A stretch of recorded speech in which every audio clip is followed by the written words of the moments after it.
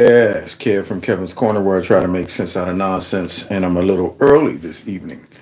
I figured I'll start early so I can get some things done. Well, look at this.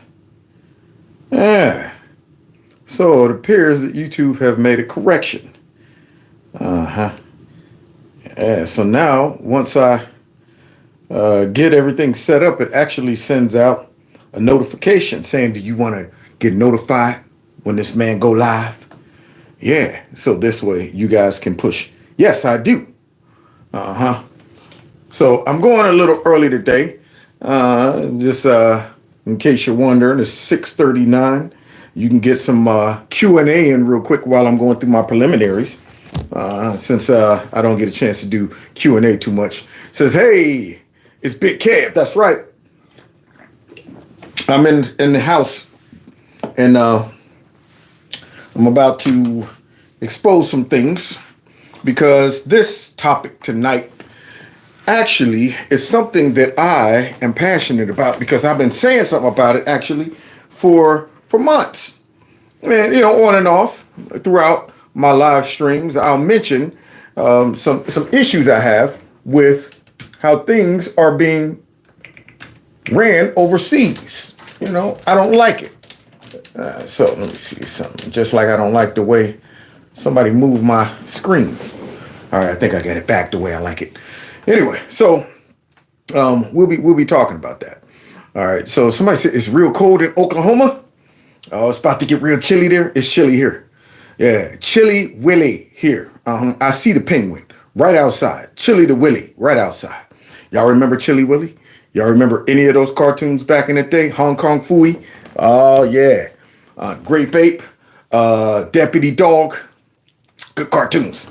Yeah, good old Chilly Willy. How about Rickety Rocket? Y'all remember Rickety Rocket? Oh yeah, there was the black kids that rode around. I don't even know what Rickety Rocket was. He was a broke down rocket of some sort. They'd be like, I don't know. But anyway, I remember those things from my childhood, and I just can't let it go. Yeah, sometimes I wish I was right back there, sitting on the floor, turning the TV, click, click, click, click, click, click, click, click, click, messing with the antennas. Yeah, with my big bowl of cereal while I'm watching cartoons. One go off, Ghost Rider goes off. Was it Space Ghost? Space Ghost goes off. You had to go to the next channel, click, click, click, click, click. Cartoons come on at what? I think maybe on Saturday they would start at like 9, and then they would end at noon. Boy, that was a sad time. Transformers, Voltron, He-Man, I've got the power. Loved it. Those were good times. Heathcliff and the Alley Cats. Oh, yeah. The Smurfs, all of that stuff. Boy, those were good cartoons. And then, of course, you can never just forget about Bugs Bunny and the crew. They would set it off early in the morning. Speed Racer. Oh, yeah, those were good cartoons. Flintstones, Captain Caveman. Captain Caveman. Yeah, good stuff, man. Good stuff. Well, then I don't know what happened. Things went belly up, and next you know, the cartoons were gone, and I don't know what they play nowadays on Saturdays, and I refuse to wake up early enough to see. So anyway, I'm here early, so I want y'all to know that if you are an early bird and you got your notifications set to all, you probably know that I'm going live right now. So you can hit that Voltron. See, not there y'all go. I can't even get past it. Voltron. Yeah, those were good times. Oh, what was the bear? Hey, boo boo. The Yogi. Hey, Yogi. The Ranger's not gonna like this. Hey, boo boo. Yeah, good old Yogi the bear. Oh man. Memories. Da da da da da da. But anyway. Let's stop reminiscing because we can go all night. But that lets me know just about the Roadrunner. Meet meet. That lets me know kind of where the age group is that watches Michelle. Foghorn Leghorn. That's my boy right there. Hello, I say when he tried to court that hen and was trying to win over that little boy. Listen to me, boy. Pay attention now when I'm talking to you. Okay, that boy, I say that boy's about as sharp as a bowling ball. That boy's got a mouth like a cannon. and always shooting it off. Loved him. With my man, what was the cat? Sylvester Sacher and Succotash. Loved him. Boy, I tell you. All right. So now, the chicken hawk. Oh, my favorite one is when the stork brought Bugs Bunny to that gorilla because he was kicking it all night. Congratulations. You're the brand new proud mother of a baby gorilla. And that dad looked at Bugs and ran off and came back with that club. Was about to straight up kill Bugs Bunny. She was like, George, no, he's your son. But I understood it. George was like, the mailman must have got to you. Okay, because this don't look like no son of mine. He came back with the full club. George, no. Yeah, man. So, boy, I tell you, we could reminisce all day, but we got business to get to. We got some nonsense to make sense out of, if we can. And as I was saying, that this topic tonight, I was sitting there like, J.D. Vance must have heard me. He must have heard me. Somebody must have heard me, because I have been talking about the way that the Western countries have been behaving in regards to some of the principles that our country hold true, near and dear. And unfortunately, it appears that they've gone astray. And I always would look and say, wait a minute, why aren't our leaders saying something about when we see things happening overseas and we go, that ain't none of our values. When the COVID hit and Australia was rounding up folks and the Biden administration was mum's the word. Mum's the word. When it hit and the man chicken was up there clucking and flopping and running around all over the place, putting people in the chicken coop, the U.S. was mum's the word. In fact, it was Biden and them that told the man chicken how to shut down those protests. And I'm watching how Europe is treating their people, and I'm seeing that our Democrats were licking their chops to be able to treat us the same way. I mean, they wanted to treat us this way so bad they could taste it. And you started to see a common theme starting to surface. They all start using buzzwords like this and misinformation.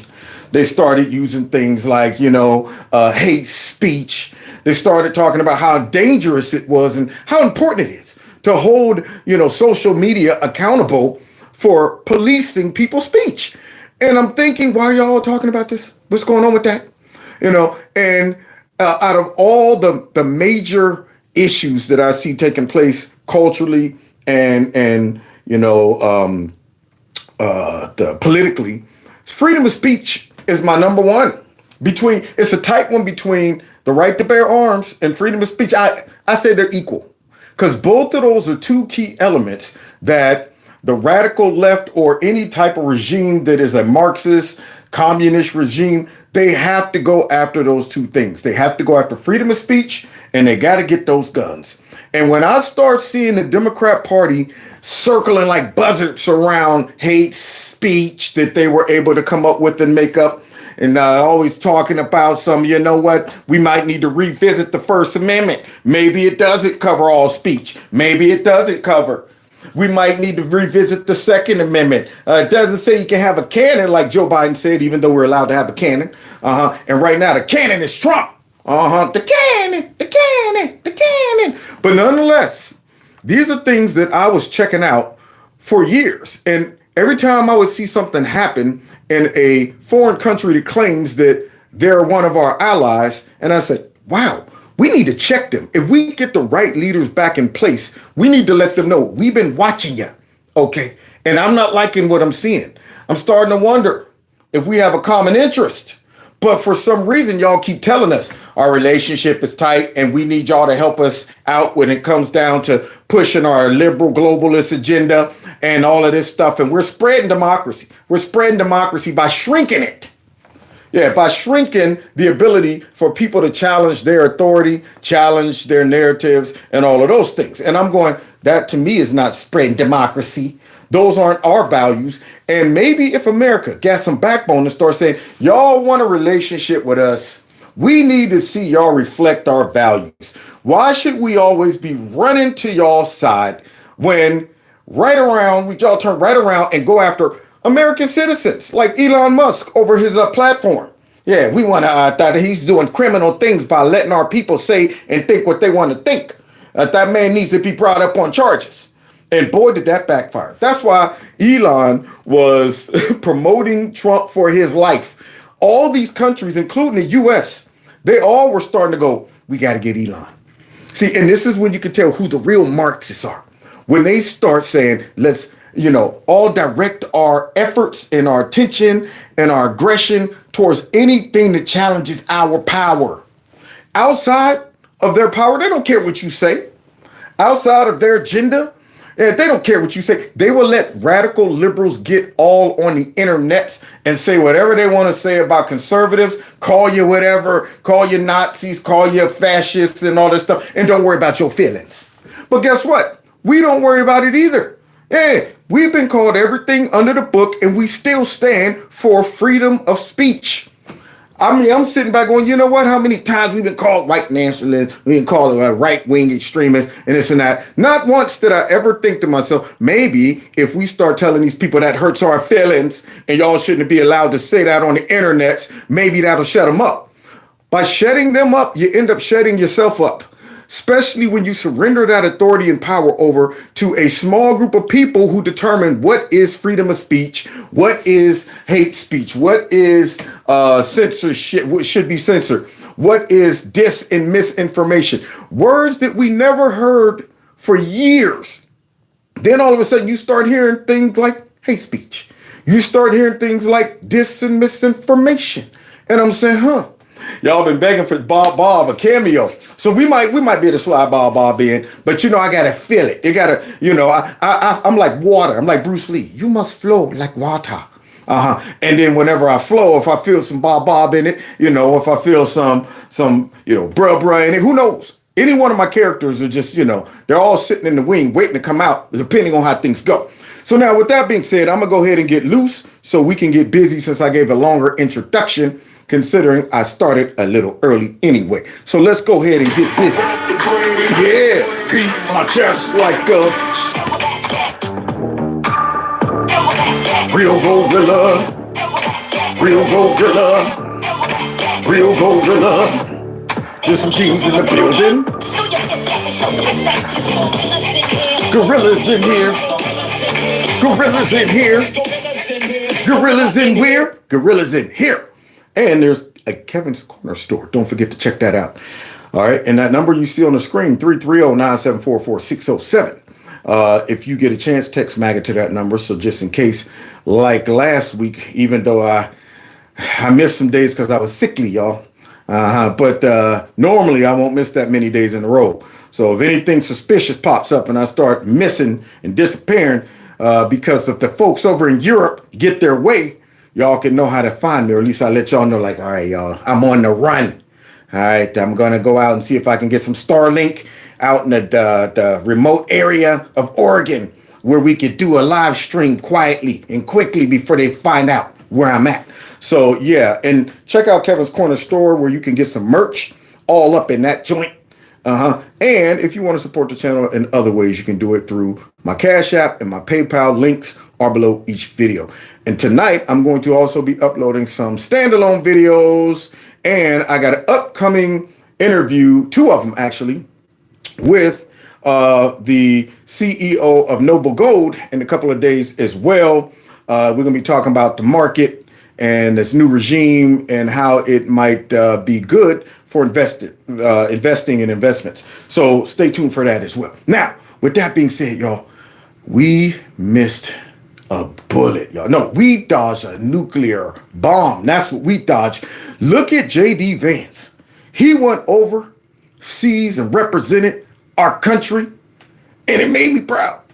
Proud to be an American. I always was nervous every time Creepy, Sleepy, and Kamala went overseas.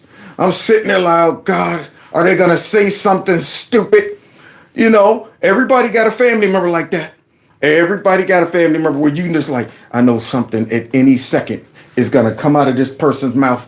My brother, hilarious. When we were younger, we were hanging out inside of this little building. You know how kids find abandoned buildings. They all be just hanging out in there. Everybody hanging out in there. And this one kid from Detroit was down there for the summer, and his face, he was burned on his face. We all knew something happened, but nobody was bold enough to ask what happened. And my brother was sitting there drinking. I had to be about 12. He was about 16, maybe. I think he was 5 years old. Yeah, he's sitting there drinking a 40 ounce, looking at this guy. And I'm looking at my brother, and I go, oh, God, something's about to happen. And he got that look on his face, like, finally, he like, hey, man, how your face get burnt up like that?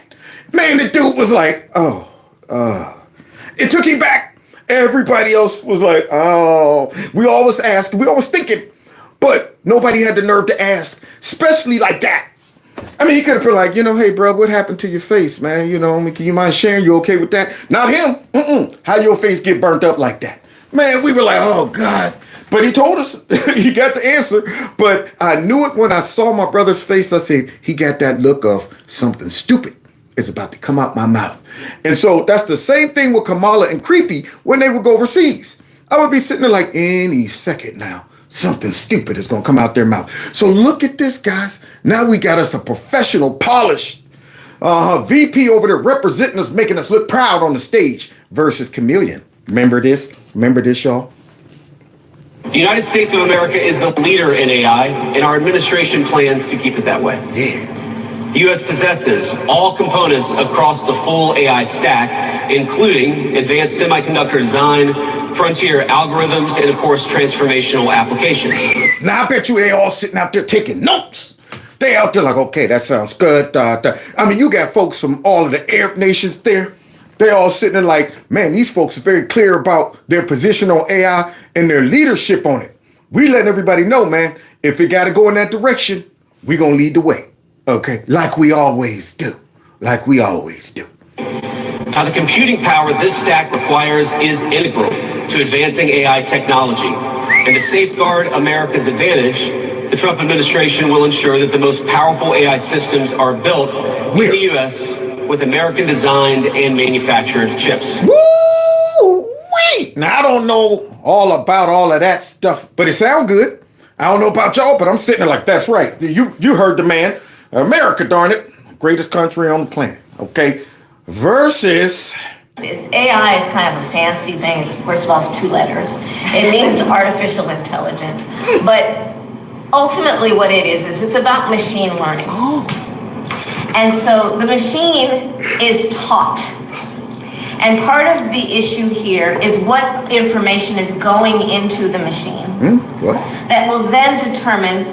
And we can predict then, if we think about what information is going in, what then will be produced in terms of decisions and opinions that may be made through that process.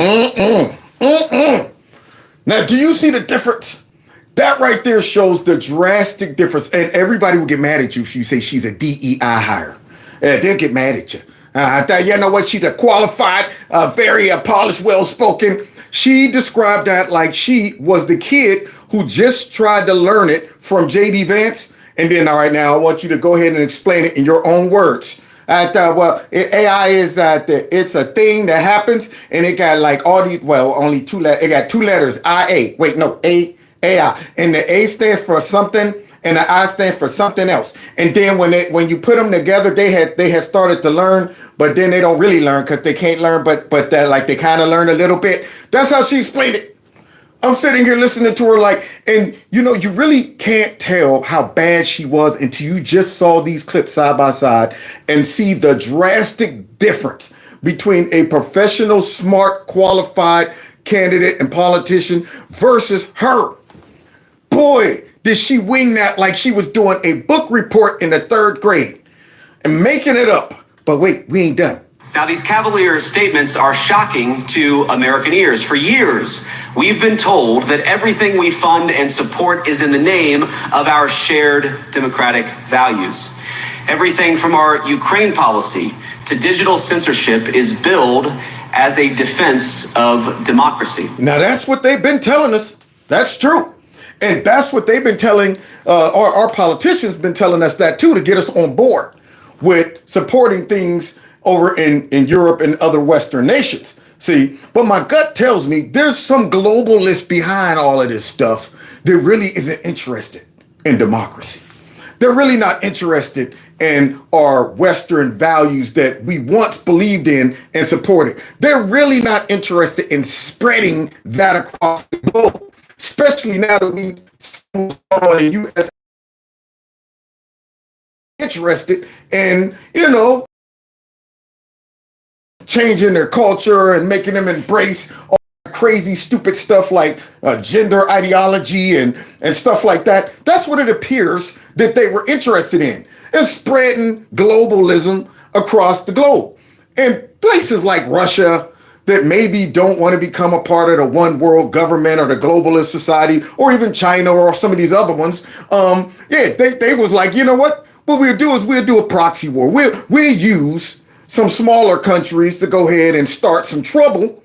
And then we'll say that we got to come to the rescue for this country because of democracy and stuff like that. Even though the country that we instigated into joining a squabble with Russia isn't even practicing our democratic values. Yeah, I mean, last I heard, the little midget was over there locking up priests, shutting down elections, things like that. And I'm saying, why are we helping these people, but yet they're not spreading the quote unquote democracy that they claim they are? They're not supporting the values that we all support. I mean, are we not seeing this man jailing Christians? Are we not seeing this man shutting down, elections? But yet we're supposed to all get on board and be like, yes, that's right, man. We got to defend their borders, while we don't defend our own borders. If that's what we're supposed to be doing, all because our politicians over here have tried to basically manipulate us based on our patriotism and our values, hoping that we're ignorant, hoping that we will stop at the surface of the narrative, which is we got to fight for democracy, we're spreading democracy, or we're stopping Putin. Hoping that we will be naive and just say blindly naive about America. I'm sure we're doing it for the right reasons. I'm sure we're here to spread democracy. I'm pretty sure, right? I shouldn't look any deeper, right? Because if I do, I'm called what? A Putin puppet? I'm called a traitor, pushing Russian propaganda, perhaps? So you see how it works. So now J.D. Vance goes over there. And here they are, thinking that he's going to come out there and give a Democrat speech. See, that we're here to go ahead and continue pushing this garbage and we'll stay to the end. And I don't care how many Ukrainians got to die and Russians got to die, and that we'll defend your borders to the end. How much money you need? Don't worry about it. Just put a number down. Just put a figure down and we'll keep the money coming. They thought J.D. Vance was going to come over there and hit them with that type of speech, boys and girls. But instead, he subverted their expectations. But wait, let's go ahead and get back to what we dodged. But when we see European courts canceling elections and senior officials threatening to cancel others, we ought to ask whether we're holding ourselves to an appropriately high standard. Ooh, that's where it went off the rails. When you see them canceling elections, like I forget what country won, and I guess the courts didn't like it, so they just canceled it. They didn't like the fact that this party won, and there's, all right, that's it. We're throwing that one out. We're going to have a do-over. And then he comes back and he says, yeah, and then y'all trying to cancel people?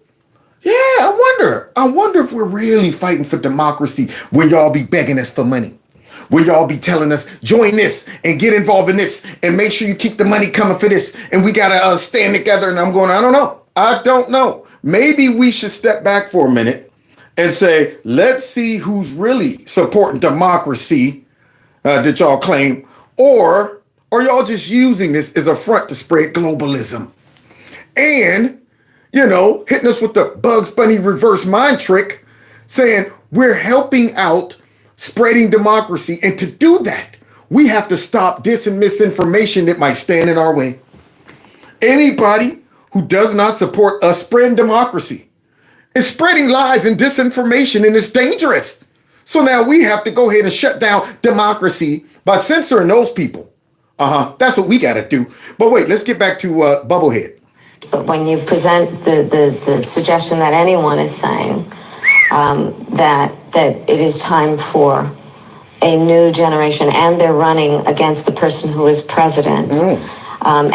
When presented as though it's an attack, I don't know what I would like to let us all be clear that the attack is misplaced. If the point of it is that we need leadership that is strong, because we have a strong leader in Joe Biden. Oh my gosh. So there you have it. Did you see the tale of two stories? Yeah, boy, I tell you, can you imagine if she would have gotten elevated up to president? I mean, that was just her as the backup. That was her as the backup. I still don't know what that whole flurry of words that she threw out there even meant. But can you imagine if she would have been our president? We would have been doomed. We would have been doomed. Not to mention all of these countries over in Europe that we are about to see that are very mad about J.D. Vance's speech. Those folks would be like, yes, we're emboldened now. We have nothing stopping us from pushing this one world globalist agenda. Now that the U.S. has got over the Trump hump, somehow stopped this man. Yeah, now we can go ahead and continue. And I guarantee you that our politicians over here would be looking at the layout of the European countries and what they're doing and saying, yes, let's keep chipping away at all of our values over here. Let's keep chipping away at that First Amendment. Let's keep chipping away at that Second Amendment. Let's keep chipping away at that. Let's keep using these platforms and pressuring them and attacking them to go ahead and do our bidding so we can become like some of these European countries. And then Trump won.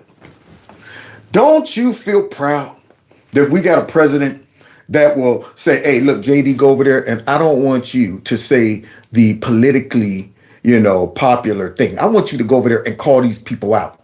Tell them to their face that we've been watching them. We always feel like somebody's watching us. That's what Europe should be saying. We've been watching what's going on over there, and we're hip to the game. Y'all always talking about America is one of our best allies. They're our friends. We need more money. We need more help. While it appears that we're not seeing common values. And then when we see MAGAism starting to spread across the globe, these folks over there are attacking MAGAism, I'm calling it that for now, from spreading over there, just like our Democrats and our fake news are doing here.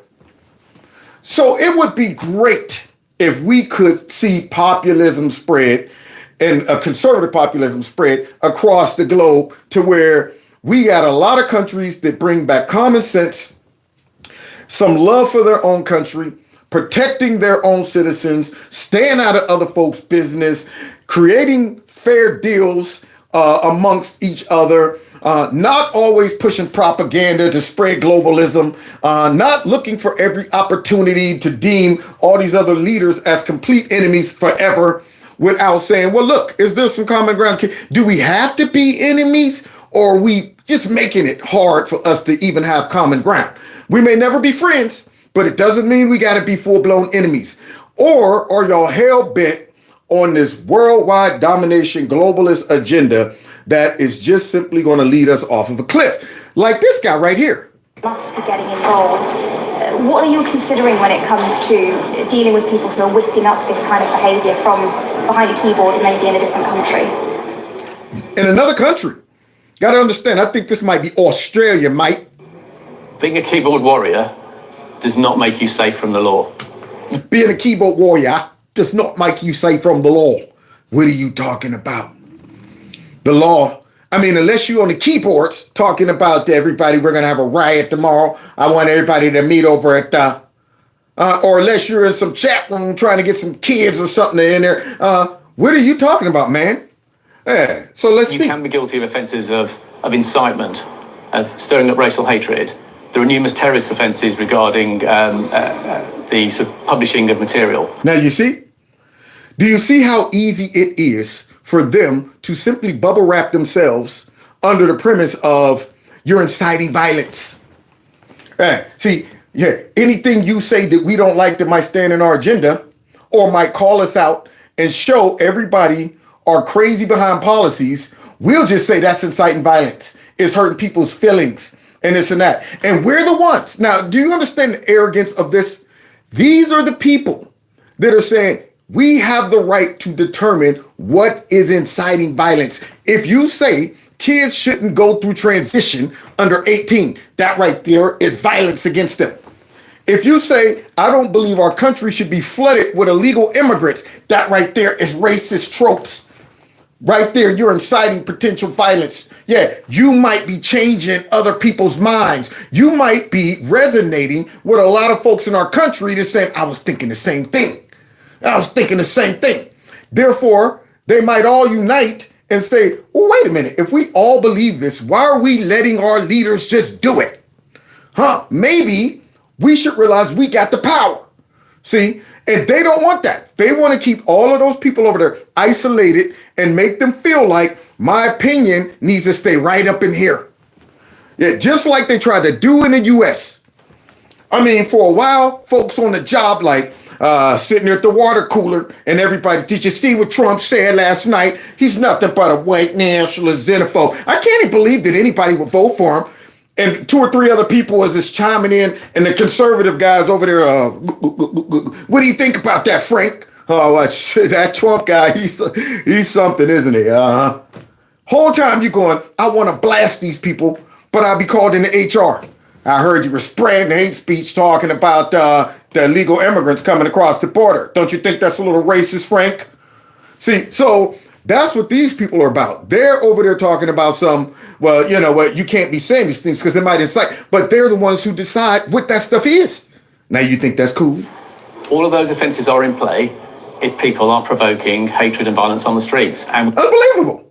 Unbelievable. Provoking hatred and violence on the streets. What is that? See, these people who come up with this crap to control people will never tell you, okay, well then what can I say? Yeah, well, excuse me, I don't want to get charged of hate and provoking violence. So how far, in my opinion, can I go before it reaches the level of hate or provoking violence? Can I say, well, you know what? I disagree with your policies. I notice you guys are bringing a lot of illegal immigrants in here. You know, that might lead to something dangerous. That right there is hate speech. Can't have you out here saying things like that, eh, mate? Hey, what is that? So these people out here like gods. They're the ones who decide what is hate speech, what is whatever. we'll come after those individuals just as we will physically confront on the streets the thugs and the yobs who are causing the problems for communities. Come after those individuals. Now, this is laying, all of this stuff we've been watching is laying the groundwork for this wonderful speech by J.D. Vance. Oh, yeah, release the Kraken. So here he is, guys, about to give the Europeans a dose of truth. And expressing opinions isn't election interference. Even when people express views outside your own country, and even when those people are very influential. Yeah. See, notice he laid the groundwork. Expressing, your views about an election. Is it an election interference? I think these guys are about to cheat. That's election interference. Now, notice the folks on the right. We never talk about the danger of speech and whether it's truth, lies, dis, or misinformation, because we believe you can stand on the truth. We believe that, hey, the truth will prevail, my argument will prevail, my ideas will prevail, and let the best ideas, the best presentation win. But the left can't do that because their ideas suck. And they want to control folks, and they want to push folks in a direction where they don't want to go. And to do that, you got to block all of their resistance by label them, liars, and label them spreading hate and doing all of this stuff. And in reality, they're going, we just don't want to go in the direction you're trying to shove us in. And your mode of getting us there is to demonize us and try to politicize this and use this to go ahead and use legislation to do it. So now I got to be bullied into shutting up. And trust me, I say this with all humor. If American democracy can survive 10 years of Greta Thunberg scolding, you guys can survive a few months of Elon Musk. Yes, how dare you? How dare you? If we survive that, do you understand how much stuff we listen to come out of the left on the internet that is crazy? What do? Laugh at it, criticize it, debunk it. That's all we do. We don't sit back and go, that right there is hate speech. God, somebody needs to go ahead and shut them down. If that was the case, the fake news shouldn't be able to say a word. When they came out and had the nerve to be talking about the president, former president, is having a rally in Times Square. There was another rally that took place in Times Square in 1939. Notice the difference. I mean, the resemblance. Notice right there. If that was us, we'd have been like, yo, that's just some misinformation right there. These people are trying to make us be Nazis. We should take them off the internet. What do? We got out there, we criticized it, we debunked it, and so on and so forth. But let's continue, because J.D. Vance is just getting warmed up. But what no democracy, American, German, or European, will survive is telling millions of voters that their thoughts and concerns, their aspirations, their pleas for relief are invalid or unworthy of even being considered. Wow. Now, notice, guys, any liberal party, they want complete compliance out of everybody that's a part of that party. Their natural gag reflex is to attack anything that opposes or disagrees with the party. They can't tolerate anybody saying, I don't know about that, I disagree. Even within their own party. That's why you got an Elon Musk, because he was a part of them. And what happened? We don't like freedom of speech. Elon Musk is like, well, I don't know about that. I think I like it. Oh, well, you know what? You're a part of the problem. And so, see, now wait, whoa. See, y'all are attacking me for something that, now do I gotta buy Twitter? Now I gotta buy Twitter. And it went from that to now all of a sudden I'm gonna meet with Trump. Went from that to now I support Trump. Went from that to now I'm gonna go ahead and work in the government and I'm gonna dedicate resources to destroy your ideology. They straight turned him right. They made him into dark MAGA. He was kind of like off dark, maybe grayish MAGA. Nice dark. They did that because they can't tolerate anything that challenges their agenda. So wait, what is this? Vance gives tongue lashing to all of Europe's elites. And it is a tongue lashing. I would have loved to be sitting in that audience. I bet you could hear a rat licking ice. Here we go. The threat that I worry the most about vis-a-vis Europe is not Russia, it's not China, it's not any other external actor. And what I worry about is the threat from within. The retreat of Europe from some of its most fundamental values shared with the United States of America. Now, I was struck that a former European commissioner went on television recently and sounded delighted that the Romanian government had just annulled an entire election. Romania, that's what it was. Yeah, they didn't like the results over there. Now, understand, guys, these folks reveal what they really are about based on how gleeful they are, how quick they are to retaliate against things that we normally would say, that's not democracy, or that's not allowing the people to have rights and freedom of choice. They went from just doing it to gleefully doing it. To just being like, oh, we're going to show everybody that we're going to shut this mess down. And I'm going, I don't like y'all having power like that. And I see a little glee in y'all enforcing whatever crazy ideology that y'all done came up with. I see y'all saying, you know what, we despise you people, and we're going to show you how we feel about it. You can start seeing it in the law. Over there in Europe, these folks are saying, we feel good about what we're doing. Yeah, we like the fact that we're finding all of these people out here that's saying stuff we don't like, and we're punishing them, and we're excited about it. Yeah, so now all of a sudden, they didn't like an election in Romania. So they just went ahead and just shut it down. And folks was celebrating this. He warned that if things don't go to plan, the very same thing could happen in Germany too. Wow. Now, you would think that Germany would have learned. You would think that. So let me understand. Germany was like, that's good that Romania turned over that election right there because the election would have been more right-leaning. We don't want that. We don't want the white nationalists, the Nazis and stuff like that running the country. So what we're going to do to show that we're democratic is we're going to overthrow that election, okay, and then we're going to say, and if that happens here, if we feel the white nationalist extremists and ultra-right is about to win an election, I hope the same thing happens here. Now, somehow having patriotic views and love for your own country now is considered far right. See, and I always tell conservatives, don't let the right define the left rather define you. They throw that label, extremists, far right, and then they let the people fill in the blanks.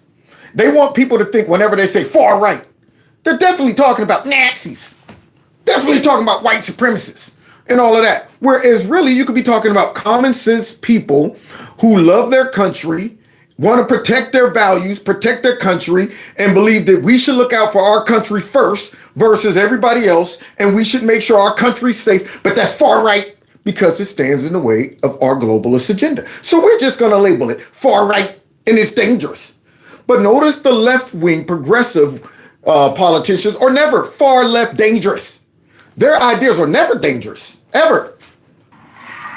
Now, these cavalier statements are shocking to American ears. For years, we've been told that everything we fund and support is in the name of our shared democratic values. That's what they say. Everything from our Ukraine policy to digital censorship is billed as a defense of democracy. But when we see European courts canceling elections and senior officials threatening to cancel others, we ought to ask whether we're holding ourselves to an appropriately high standard. Well, that went off the rails. Boy, I tell you, I bet you they weren't expecting that to take that turn. So he's letting all these countries know, we see what's going on over here. Y'all think y'all got it, hidden. But we've been watching. And now that we done messed around and won this election, we're going to make some changes.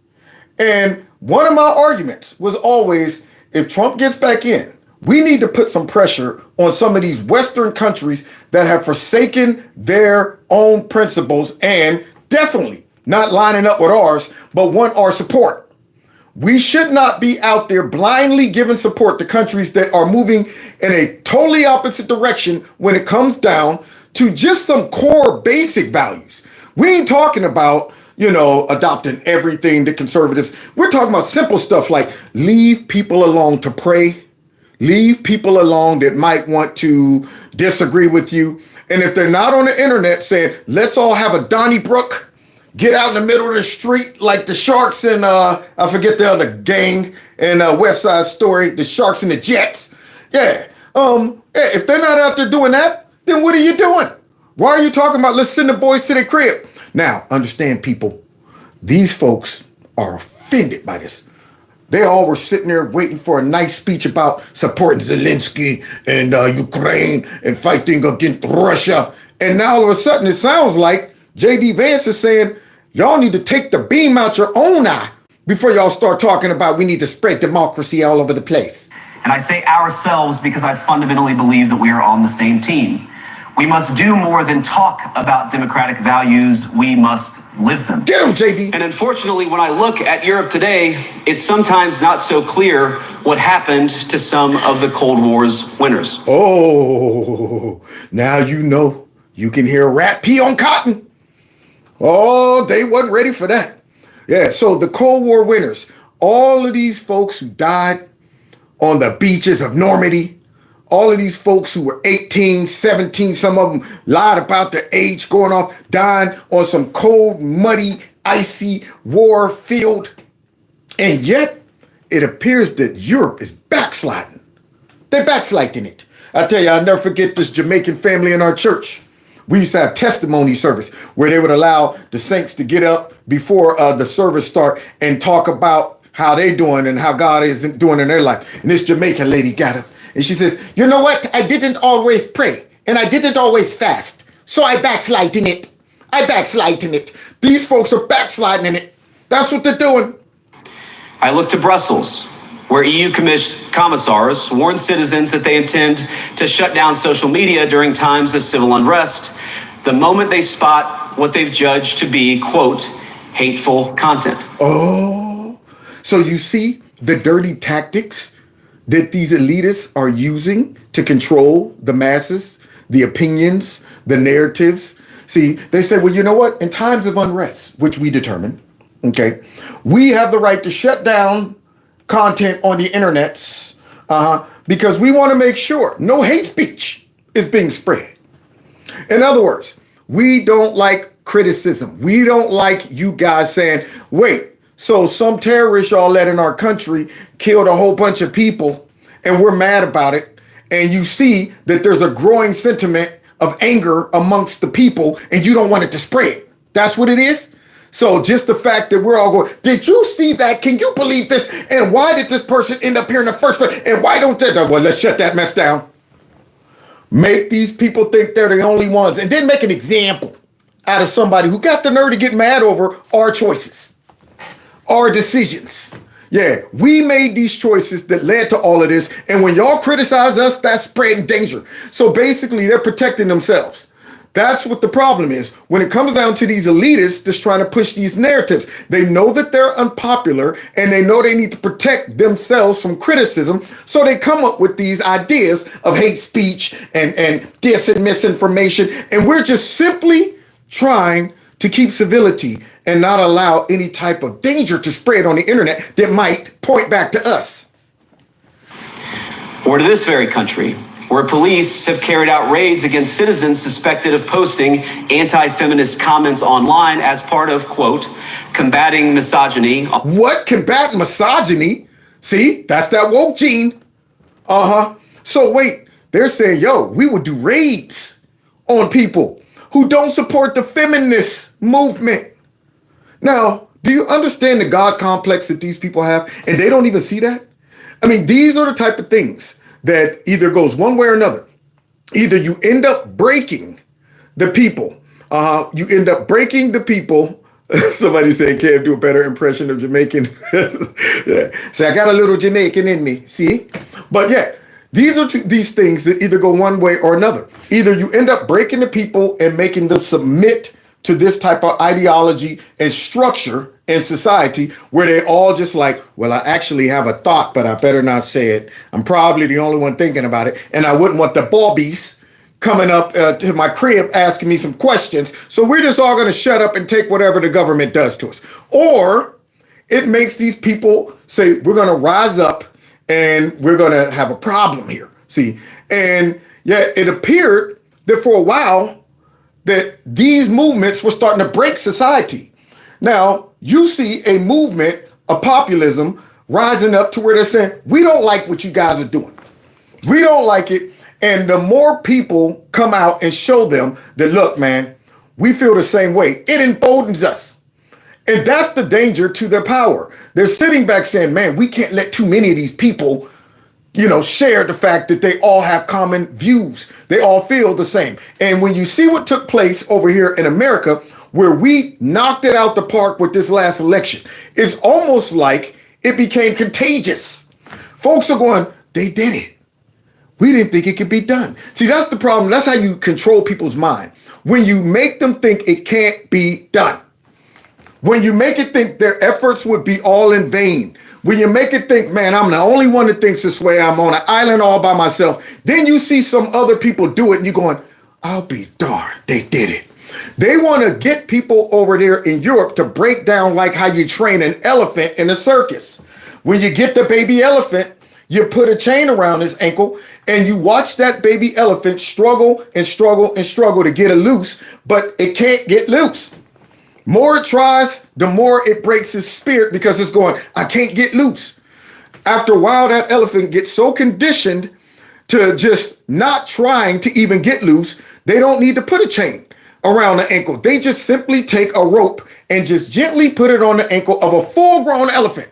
By that time, the elephant's grown. And the elephant's like, well, I've been sitting here with this chain on my ankle now since I was a little baby. It's not even worth trying to pull and get loose. Not knowing that if it just one more time, say maybe this time I can get loose and pull that rope straight off and it's gone. But it's broken mentity. So it accepts its fate. And therefore it allows itself to remain a captive. But here you have those folks over Europe starting to go, we don't like it. And then you have J.D. Vance coming over there addressing it and telling them all that you guys got an ally in the U.S. We see what they're doing over here. And these folks need us. These are the folks that's always talking about, you know what, America, this and this and that. Well, maybe y'all should listen to all y'all other citizens that don't feel like they got a voice, because we're listening to them. We see what's going on over here. And maybe we should be so supportive of you guys if that's the way y'all gonna be treating y'all people. And you know these folks don't like that. Let's see what they say. On the internet, a day of action. I looked to Sweden, where 2 weeks ago the government convicted a Christian activist for participating in Quran burnings that resulted in his friend's murder. Wow. And as the judge in his case chillingly noted, Sweden's laws to supposedly protect free expression do not, in fact, grant, and I'm quoting, a free pass to do or say anything without risking offending the group that holds that belief. Risking or offending the group that holds that belief. Unbelievable. Now, does that apply to the elitists that might have an opinion about a group? I mean, you know, they might offend all of those folks that don't agree with them by calling them extremists and right wing. That we are offended. We believe in conservative values, but you guys are calling us right wingers and far right down. You know what, you ran a risk. You're offending us. You're offending us. No, because they're the elitists. They're the ones that they're right. From their perspective, whatever label we throw on y'all is accurate. You guys can't say stuff to offend groups that we protect or we're part of. But when we label you guys something, we don't care about whether it offends you or not. Yeah, because see, we have the moral high ground. Yeah. So instead of getting mad at the person who ended up killing somebody, they're mad at the people who burned the Quran and saying, you know what, we're going to go after you. And this is the stuff that makes a society rebel. When they start seeing differential treatment and you're saying, wait, these people right here aren't even citizens. And we get mad about this and y'all talk about, well, y'all need to be more sensitive to them and this and this and that. That's what happened over here in the US. The Democrats, and they're still doing it, protecting their precious, gentle, illegal immigrants, you know, over their own citizens without even asking their citizens permission to dump them into their cities. Use up all their resources to finance them. And then when they get mad about it, they say, you guys right there are spreading lies, dis, and misinformation and hate speech, and you're xenophobes. You don't want these people here because of all of this stuff. You think people want to hear that mess? When they see, wait, this man burned somebody alive and y'all telling us to shut our mouths and we shouldn't be demonizing all, because look, not all of them are. And we hear y'all always making excuses for them. That right there is a recipe for trouble. But they're doing it over in Europe. And J.D. Vance is calling it out. And perhaps most concerningly, there's Vladimir Zitko or something like that, the boxer. I guess he's, I don't know, the president or something now. I don't know. But I know he's in politics. Yeah, that guy, man, held the heavyweight championship forever. Him and his brother. I look to our very dear friends, the United Kingdom, where the he ain't sparing nobody, y'all. He ain't sparing them, y'all. This is what I love it. He got that boldness that Trump got. And I love it. I am loving this new administration. He's going, yep, let's start off with Germany. Let's start off with this. And let's go ahead and show y'all examples. I'm not just going to get up here and say stuff. I'm going to give you examples. And I want the whole world to hear these examples. So when the criticism come and all the fake news rush in to protect y'all, they'll have to overcome the obstacle of these clear examples of what I'm talking about. Like what? Flight away from conscience rights has placed the basic liberties of religious Britons in particular in the crosshairs. A little over 2 years ago, the British government charged Adam Smith Connor, a 51-year-old physiotherapist and an Army veteran, with the heinous crime of standing 50 meters from an abortion clinic and silently praying for 3 minutes. Wow. Arrested 50 meters away, silently praying. So that means you can't even have a praying posture, because if they think that, oh, that guy looks like he's praying, then we're going to go over and harass him and ask him, what are you doing? Because just your very presence and you praying might make someone feel guilty about having an abortion. How you like that? You know, here you are walking in to go ahead and do it. And you look over there and you see somebody praying and you go, oh, man, I remember my mama and them had said, and I remember the Bible says, and I remember maybe we should reconsider. They don't want that because the left loves abortions. They want people to be able to do whatever they want with a clean conscience. So you over there praying is offensive, even if you're not praying out loud. What did they do to this guy, JD? Not obstructing anyone, not interacting with anyone, just silently praying on his own. After British law enforcement spotted him and demanded to know what he was praying for. Demanded to know what he was praying for. Now, you got these people over here that will tell you that JD Vance is the problem. What burned me up about this whole segment tonight is that the U.S. media, they're finding a problem with JD. Yeah, they're mad at him. All of these examples. And yet they want to find a problem with what JD said. And I'm saying JD Vance laid out examples that woke a lot of people up to say, they're doing that over in Europe? Are you kidding me? So let me get this straight. Here you over here quiet. Hello, excuse me. Exactly what are you praying for? Now, what if you would have said, I'm praying for more abortions? Oh, well, then continue. Tally-ho, chap. I'm praying for Satan. And they would have probably accepted anything except for, I'm praying for the souls of the unborn children. I'm praying for these kids that were aborted. Yeah, anything else, you probably could have said you were praying for. I'm praying for the Quran. I'm praying to Allah. I'm praying to whomever, Buddha. And they would have been okay. They would have been like, I'm scared to even say anything if you say you're praying to anybody but Christ. But now this person simply says, I'm praying for what? Ain't even got nothing to do with anybody else. Listen to this. Adam replied simply, it was on behalf of the unborn son he and his former girlfriend had aborted years before. So his unborn son, he ain't talking about everybody else. His unborn son that he and his girlfriend aborted. And guess what that led to? Now, the officers were not moved. Adam was found guilty of breaking the government's new buffer zones law, which criminalizes silent prayer and other actions that could influence a person's decision within 200 meters of an abortion facility. So they're more worried about folks changing their mind about abortion or maybe feeling guilty about it than the freedom to pray for what you want out in public. Got the nerve to ask you about your person, and yet they're upset about JD Vance's speech, and I love it. I couldn't wait to do a show on this one. I love everything that this speech said. This is one of the greatest speeches ever. He laid it out beautifully, these people, and I hope they're sitting down like this, but not them. Let's see how they respond to these truth bombs that he's dropping. Now, I don't know about you, but I don't know of any American over here. Well, I won't say that. No, I take that back.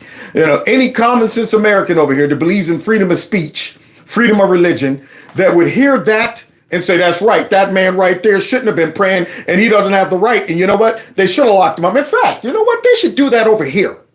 Now, can you imagine? That's what our Democrats would love to happen over here. This is what was taking place under the Biden administration. Folks was out there praying. You can't be out here praying. This was what the Democrats were trying to bring to the U.S. Thank God we dodged that bullet. Let's continue, JD. Show them another stuff. Show them another stuff. He was sentenced to pay thousands of pounds in legal costs to the prosecution. Now, I wish I could say that this was a fluke, a one-off crazy example of a badly written law being enacted against a single person, but no. Yeah, because you know the left is going to say, well, that's not the norm over there. JD Vance is just making. So show us the other stuff. So just in case when the critics come out and say, you're making it up. This last October, just a few months ago, the Scottish government began distributing letters to citizens whose houses lay within so-called safe access zones. Safe access zones, what that mean? Warning them that even private prayer within their own homes may amount to breaking the law. Scotland? Scottish citizens? Safe access zones? So prayer within your own crib may be breaking the law. And then encourage people, if you notice somebody in these safe access zones praying, feel free to tell us over here in Scotland. But yet y'all want our support? Y'all are talking about you're one of our allies. We have the same values. No, you don't. No, you don't. You can't even be at the crib? Are you kidding me? Right now, Scotland leadership should be sliding down in their seats. Naturally, the government urged readers to report any fellow citizen suspected guilty of thought crime. Just like they want it over here. Remember Tampon Tim, y'all? Remember Tampon Tim? That wasn't a thought crime, but they like when they say, why don't you go ahead and get a hotline going? Tell us what they doing and stuff, and we'll send the people to come and investigate it. They like that. Our Democrats love that stuff. See, I mean, heck, if it wasn't for that stuff, what are they gonna do? Do what they're doing now? Going out singing songs, whining, cussing on the mic, throwing temper tantrums, looking like the fools that they are. They need legislation like this to be successful. They need USAID. They need the weaponization of government and all of these things. They need to be able to police speech and go after guns and stuff. Because other than that, look what they're reduced to. This is the Democrat Party stripped of all of their weapons that they've been putting together all of these years. This is the raw 100% Democrat, weak, emasculated, sorry behind, stripped to the bone party. I know I'm on it tonight. Dang on it. JD got me fired up. Let's continue. In Britain and across Europe, free speech, I fear, is in retreat. I believe there is nothing more urgent than mass migration. Today, almost 1 in 5 people living in this country moved here from abroad. That is, of course, an all-time high. It's a similar number, by the way, in the United States, also an all-time high. Wow. So JD Vance is taking MAGA? Oh, yeah. International, y'all. He going all over. You know they over there like, what exactly is he saying? We don't want our citizens to adopt this stupidity. No, we can't have him saying that.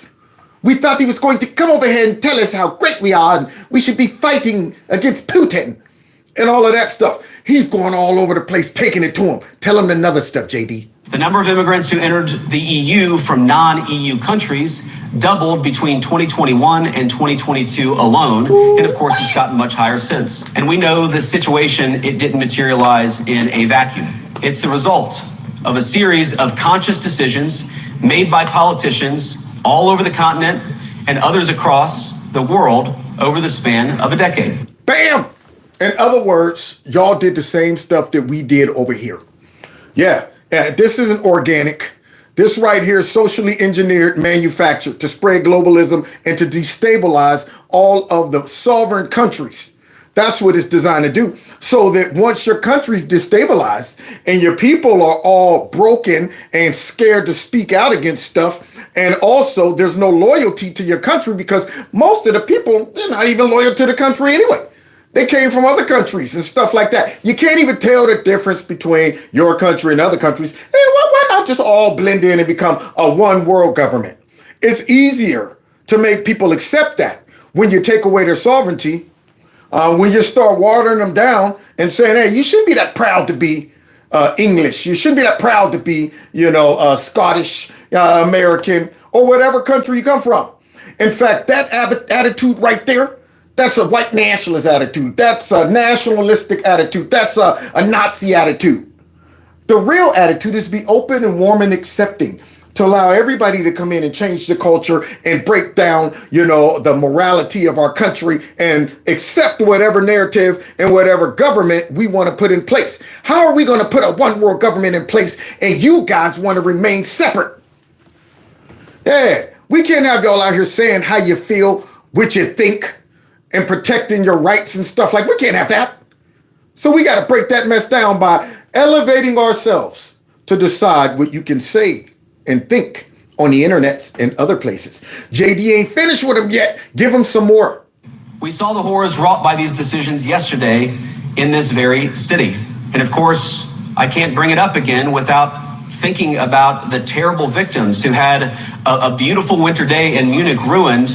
Our thoughts and prayers are with them and will remain with them. But why did this happen in the first place? Yeah, just like over here. Man, see, they don't want this man over here talking about this. They don't want him over there resonating with their very upset citizens that are going, how did this happen in the first place? I used to say this all the time when we would hear story after story. A legal migrant right here somehow ends up doing this to this kid or doing this to this woman or killing these people or this and that. And I go, how did this happen? Yeah, Biden was responsible for that. Mucus. All of these folks is making these choices to bring these people in here, making excuses, hiding them, shipping them around, all of that place. They had a hand in all of it. In fact, they really are completely responsible for it. I don't care if a person is a full-blown psychopathic murderer from another country. He would have never came here to murder anybody if they wouldn't have let him come. Period. So I don't blame the murderer and all of that stuff. I'm going, yo, you would have been killing down there in Guatemala or wherever you were from.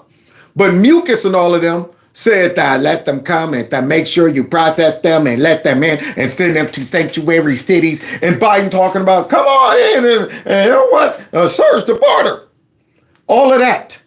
Now, when you see things like that happening in your country, and then the end result is something like a terrorist attack happened, and you start tracing it back up to the leaders, and when you get to them, they're telling you to shut up.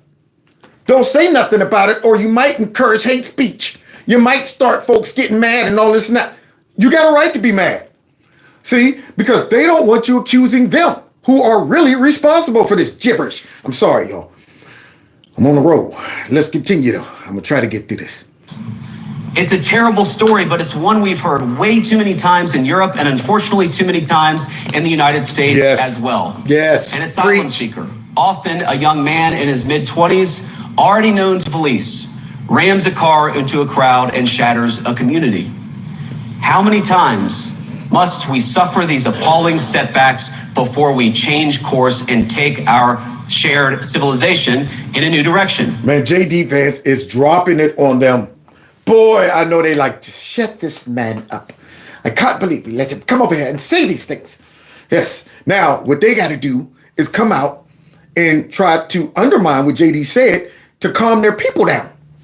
They don't want their people hearing JD's magnanimous speech over there on their turf and saying, yeah, we were thinking the same thing.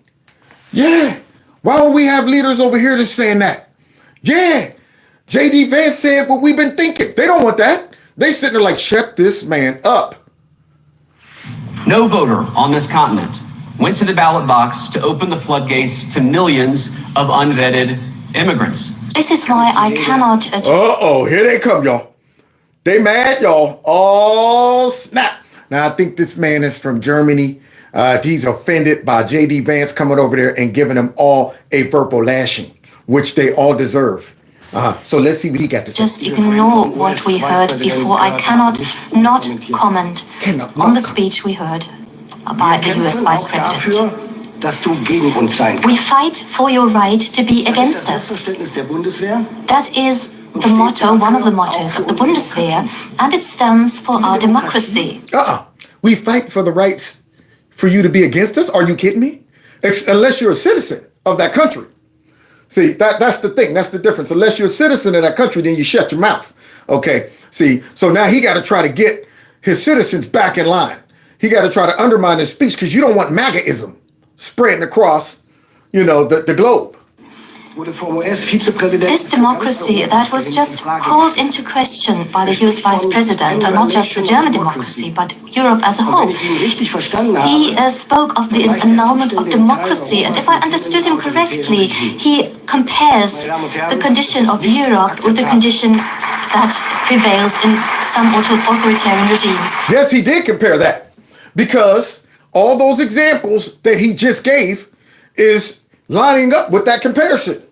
Yeah, the authoritarian, what do you call it? Auto something democracy or the something like that. Well, let's see what he said. Let me see what he said. Autocratic. I think he said that. Prevails in some authoritarian regimes. Authoritarian disease. Authoritarian regimes. Authoritarian? Anyway, well, nonetheless, whatever. Somebody said auto. Correct. Okay. Well, it's an auto something regime, but nonetheless, I'll just call it a tyrannical regime. How about that? What he's saying is true, and it hurts. Nobody wants to hear the truth. See, when you up there and you think you got the juice and your poop don't stink, and somebody tell you, you know what, man, you ain't all that. The reason you didn't get the job is because you got a nasty attitude. What? I ain't got no nasty attitude. You got the nasty attitude. But nobody was willing to tell you that because they've been scared because you got a nasty attitude. But now JD comes over there and tells them. So now this is the natural reaction. Gentlemen, this is not acceptable. Look at them clapping. Now I wonder if all the people in the streets are clapping. See, these are all the elitists that got told to their face that, yeah, y'all policies suck. And now this guy's getting up there. I was offended by it. That's not true. We're not like JD said, but we're about to go ahead and pull out some receipts, y'all. See, they didn't say the things that JD gave as examples were wrong. They didn't say that. He's just saying, oh, that's not true. We're not what he says we are.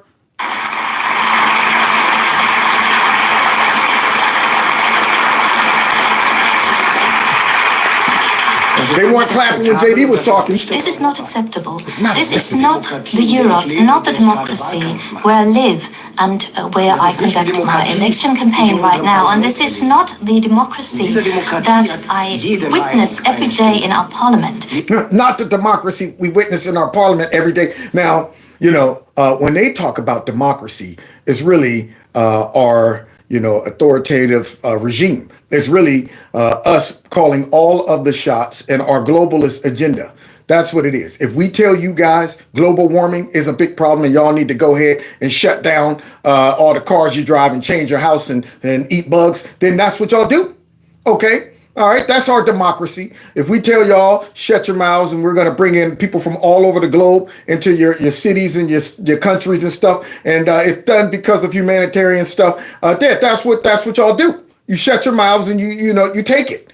And don't get yourself in trouble by getting on the internet saying, hey, I woke up today and it's a whole bunch of people in my neighborhood and somebody ran a car through the middle of all of these people. Uh-oh, somebody's knocking at my door. The Bobbies are here. The Bobbies are here. In our democracy, every opinion has a voice, and it makes it possible. Every opinion has a voice unless we determine that it's hate speech. For parties that are partly extremists, such as the AFD. And here it is. Parties that are extremists, such as the whatever, AFD. So apparently this party right here is challenging them. And this party probably is conservative. This party probably has common sense values, and they're probably patriotic, and they're probably populist, and they probably would line up more so with MAGAism than this crazy liberal globalist agenda. So now all of a sudden they're dangerous. They can campaign just as any other party. This is democracy. That's democracy. And if the Vice President had the opportunity to switch on his TV set when he arrived yesterday, he would have seen one of those candidates at primetime TV. By the way, we even admit media that spread Russian propaganda and the representatives of the federal government. We even admit media that spread Russian propaganda. You mean like some of those, those media outlets we found out that USAID was funding overseas? Spreading what? European propaganda? Maybe even American propaganda? You mean like that? But you're worried about Russian propaganda. Now understand, Russian propaganda to them is anybody who say, I don't agree with the Ukraine-Russia war. That's Russian propaganda. Unreal. Nobody's saying I agree with Russia. You say I don't agree with the war.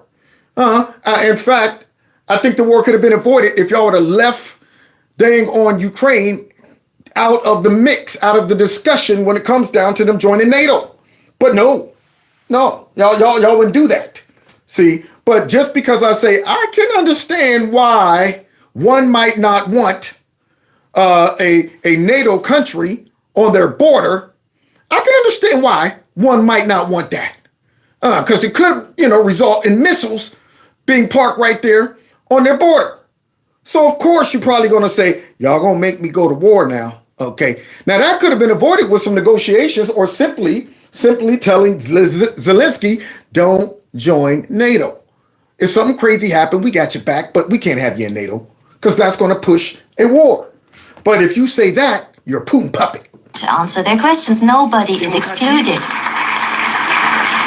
But democracy does not mean that a vociferous minority will automatically be right, and they cannot decide what truth is. Now you hear that hypocrisy? A specific minority can't be right, and they decide what, democracy is. Yet they're the ones that's doing that. Isn't that crazy? They're a small group of people who are deciding what is right. And yet he's talking about it can't be a small little group of people who's making the... Did you hear this hypocrisy? I wonder if you even heard it come out of his mouth. Let me hear that. Minority will automatically be to answer their questions. Nobody is excluded. But democracy does not mean that a vociferous minority will automatically be right, and they cannot decide what truth is.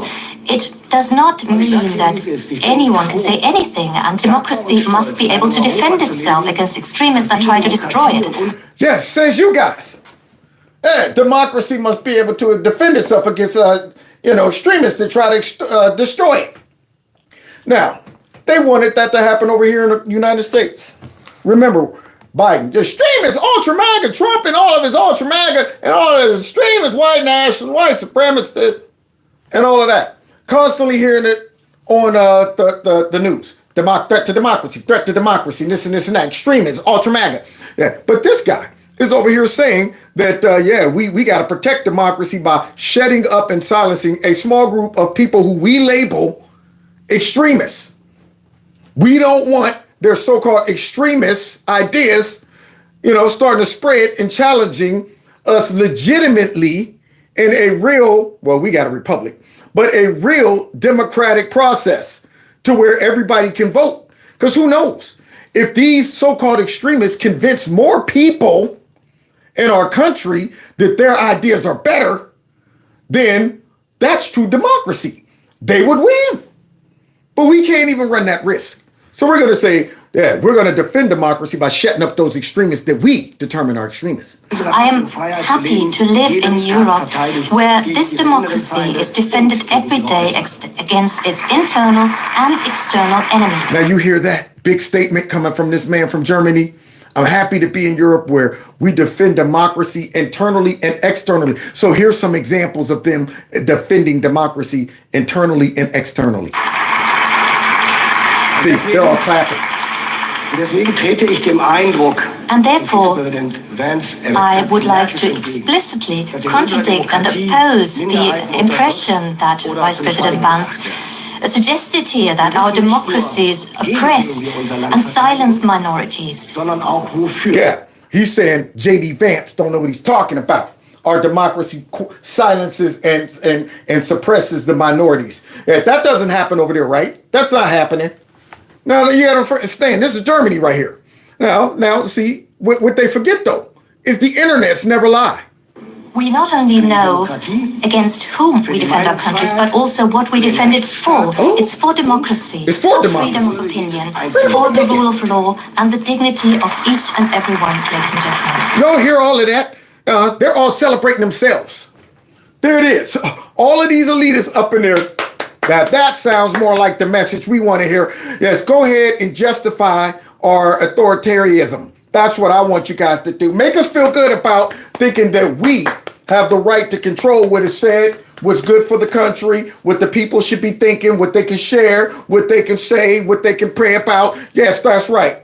So now they're celebrating themselves. See, they didn't want to celebrate that rough message that J.D. Vance just dropped on them a minute ago. That's when you can hear the rat peeing on cotton. Now they all like, yeah, that's right. We feel good about ourselves. Ladies and gentlemen, but unlike the Vice President, I would also like to focus my speech on the most pressing questions of European and transatlantic security. Is what? Oh, security. Now you're back to saying we need the U.S. help. That's what it is. So you missed the whole message. You don't understand why J.D. was saying that. The hidden message in what J.D. is saying is that you guys now want to get back to security, which involves us and our resources. But yet, y'all do not support our values. And we're not just saying it, there's examples. The last days have confirmed what many had speculated for months. The United States are pushing for a quick peace settlement between Russia and Ukraine, and they expect Europe to take the lead in securing any agreement that follows. There you go. Now they bring out another one, y'all. Here's another one. He's all busted up on the inside, y'all. He all busted up on the inside because, he's celebrating their democracy and how they value it. And J.D. Vance hurt his feelings and stuff. So after the speech of Vice President Vance on Friday, we have to fear that our common value base is not that common anymore. You're right. It ain't that common anymore. And I've been saying that forever. Yeah, we need to ask y'all, are y'all with us or not? I mean, you know what? You think that's okay to do that to your people? So now he all busted up. I'm very grateful to all those European politicians that spoke out and reaffirmed the values and principles that they are defending. They're defending, not the people, though. Not the people. See, yeah, the same people that he accused of implementing this type of tyranny. Yeah, of course, they're going to speak out, but you don't want to hear from the people. Don't worry then. We'll hear from the people. I'll go ahead and have to say, you know what, let's listen to what the people are saying versus these elitists that's sitting up in here celebrating themselves. No one did this better than President Zelensky. Let me conclude, and this becomes difficult. This becomes difficult. Oh, no. Don't clap to that. Oh, the European on the bus goes wah, wah, wah, wah, wah, wah, wah, wah, wah. European on the bus goes wah, wah, wah, all through the town. Cry, baby, cry. Say cry, baby, cry. Yeah, that's what I got for that guy right there. Talking about Zelensky. We celebrate Zelensky. Look at him. He needs a hug. He needs a hug. Well, let's have a look, shall we? Here we go. Since they are celebrating democracy. Oh, well, look at that. Here we go. German police conduct raid against, let's see, I can't see. People posting something. I can even see. Let me see. German people suspected of posting misogynistic hate speech online. What is that? What's misogynistic hate speech? So wait, the German police, this was Germany just a second ago telling us how democracy is this and that, and J.D. Vance had no right to say that. So some people posted misogynistic, stuff online. So what if you say, I think women should, really participate at being a mother, and, it should be okay for them to stay at home and raise the children. That's misogynistic. Bust down this door. So here we go. I tried to read that backwards. I hope I didn't read it. So here we go.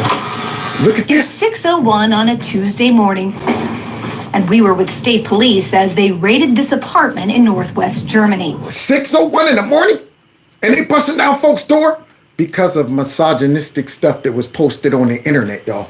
But yet they're defending democracy. They have our values. What's no snippy? Inside, 6 armed officers searched a suspect's home, then seized his laptop and cell phone. Look like democracy. Say those electronics may have been used to commit a crime. What? Did they beat somebody over the head with that cell phone? Did they kill a man with that laptop? Because they said that's used to be in the crime. Here's something you can't understand, how I could just kill a man. So you telling me 6 cops busted up in there, confiscated all of that? I'm thinking this better be serious. I'm thinking you better find all kind of terroristic activity on that laptop, because y'all just got up to crying and stuff, talking about we don't share your values. The crime, posting a racist cartoon online. A racist cartoon online. So it could have been Tom and Jerry. When the black lady owned Thomas, she used to have her hair tied up, had the slippers with the patch in the back, lived in a shack, talking about some Thomas, you get on here, Thomas, with the broom. But when Thomas lived with the white lady, it was a nice house, and she would be like, Thomas, I'm going to work right now. Yeah. So if you post Tom and Jerry, that's racist. There it is. Racist cartoons online. Or when he would get blown up and he'd have the barrettes in his hair and he'd be talking about some, don't you believe it? That was racist. When he would get blown up, had a big black lips and look like he was from Africa or something like that. That was racist. You post that cartoon over there in Germany and they're busting down your door. Wow. Wow. At the exact same time, across Germany, another one? More than 50 similar raids played out. Part of what prosecutors say is a coordinated effort to curb online hate speech in Germany. Online hate speech in Germany. But don't they? J.D. Vance comes over here and he says things that I feel that we don't share the same values. You're right. We don't share the same values. You guys are focused on going door to door, locking up people who, might post a couple racist videos or talk about some misogyny online instead of the terrorists that's running cars through all of the people and things like that. That's what you guys are focused on. Yeah, a full-blown effort. Is it a crime to insult somebody in public? Look at this. Yes. Yes, absolutely. Do you hear these people from Germany? I mean, these are the same people who we just listened to say that J.D. Vance has no right to come over there and say that we're defending democracy. But yet, you can't even get online and say something that might offend somebody. And it's a crime to insult them online as well? Yes. The fine could be even higher if you insult someone in the internet. Well, you hear that? They're talking about this like it's a good thing. Like this is normal. They don't even see how crazy this sounds to anybody in a Western country with some rights. I'm sitting there going, are you kidding me? And he's like, yes, the crime could be more if it's online. And I'm going, are you kidding me? I mean, do you understand? If you offend somebody, who determines what offends somebody? Especially living in this gentle society that we live in. If you say, man, you crazy, you know what, that offended me because I'm actually diagnosed with bipolar syndrome and the people would call me crazy when I was a kid and I didn't know what. Now all of a sudden they're showing up at your crib because you offended somebody. You can say, man, you know what, you're out of shape, you need to lose some weight. I'm offended. You can say, you know what, you're not as cute as you think you are, you're kind of ugly. I'm offended. And the police are showing up at your crib in Germany, and yet they were mad at J.D. Vance's speech. Why? Because in internet, it stays there. If we are talking here face to face, you insult me, I insult you, okay, finish. But if you're in the internet, if I insult you or a politician, that sticks around forever. Yeah. Now, can you imagine? These are the police, the speech police and thought police. They are dedicating time going around and finding out who says things that might offend somebody. And got the nerve to tell us that J.D. Vance's speech was offensive. That is unbelievable. Yeah, then somebody said, why didn't they arrest J.D. Vance? I bet you they wanted to, but they already know. They already know. Yeah, they got the big man back here going, if you touch J.D. Vance, I'm going to unleash hell on you. Yeah, so here they are. Now, understand, guys, two people on the street talking. You say, man, I'm sick of this, man. You know what? Shut up. I ain't got to hear this, man. You dumb. Hello, excuse me. This man right here called me dumb. He offended me. Now the police got to determine who offended who. All right, who called who dumb first? All right, do you call him dumb back? You didn't? Okay, then you can't call this guy dumb because that offended him. Let's go, buddy.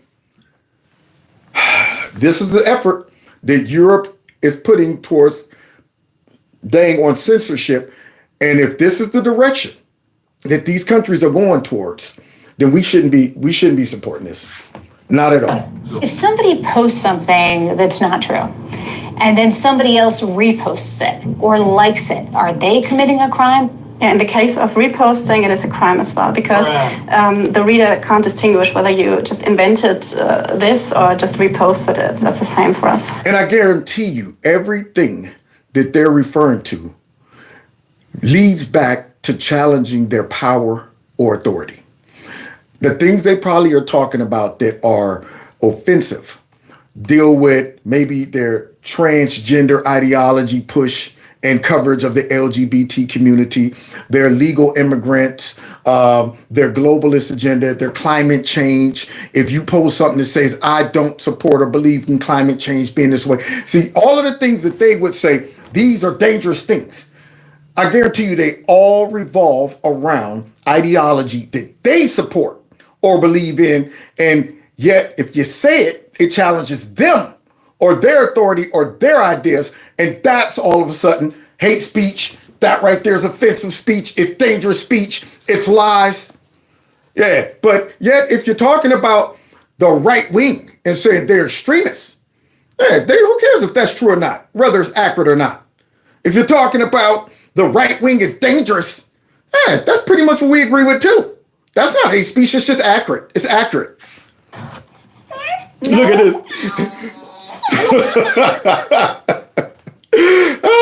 Look at that. What does that say? Turn America into Germany. That's what the Democrats want right there. Turn America into Germany. They want to do it. Look, they want to do it. They want to so bad. No. Yeah, our Democrats, man, are looking over there going, man, I wish we could. Australia, how'd y'all get them guns? Don't worry, we on our way. We working on it. Give us a little bit of time. Man chicken up there in Canada, I love the way you shut that protest down and went to their bank accounts, man. Give us a little time. We can get past, once we deal with Trump, then we'll go ahead and implement all. Oh, he won? He won? Oh, shoot. So now he's coming to y'all countries and telling y'all that we see what y'all doing too. Oh, boy. But some here worry by policing the internet, Germany is backsliding. They backsliding. The criticism that, this feels like the surveillance that Germany conducted 80 years ago. Look at her head. How do you respond to that? There is no surveillance. There is no surveillance. What are you talking about? Then how are you finding out all this stuff and getting into people's cribs and showing up at 6:02 in the morning? Huh? Somebody got to be surveilling. Somebody got to be on the internet looking around for stuff that, this looks like it might be offensive. Josephine Ballon is a CEO of Hate Aid, a Berlin-based human rights organization that supports victims of online violence. In the United States, a lot of people look at this and say this is restricting free speech. Darn right. And JD was right. Dropped an amazing speech over there. So wait, let me get this straight. You saying there is no surveillance, and online violence. Now, when you broaden all of these examples and definitions and labels and stuff like that and make it very ambiguous, online violence, what does that mean? See, this is a tactic of the dirty, stinking left, of these Marxists. Yeah, anything can be considered violence. You don't agree that I'm transgender? That's violence against me. You're trying to unexist me. Yeah, you sit back and say that I don't believe in illegal immigration or migration and stuff like that. That's violence. Basically, anything that disagrees with us, we just throw it in the category is violence.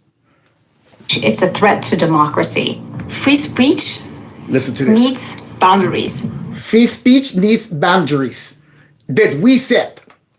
Yeah, we somehow have been given the wisdom from on high to say what these boundaries are.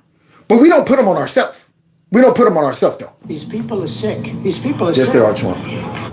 And in the case of Germany, these boundaries are part of our constitution.